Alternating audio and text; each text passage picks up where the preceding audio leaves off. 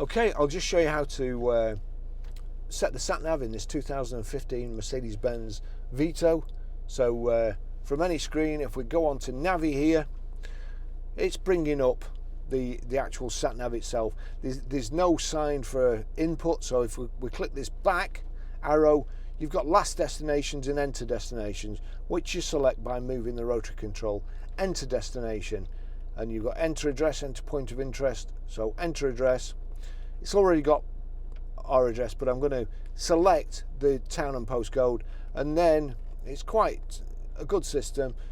We're Grosvenor Garage, Chorley Road, Wantleydale, Preston, PR5. Now we're on, see there, if we just carry on and turn the rotary control, you'll get to the numbers, PR5, 4, and then back up to the letters J, S. That's it. So we click OK. I don't want a street, so just turn down to start guidance, click start guidance. It's asking me if I want to add as a stopover. I don't. I want to replace the old destination. Click on there. That's it. Just, you've got use route there, or calculate alternative routes. Use route. That's it done.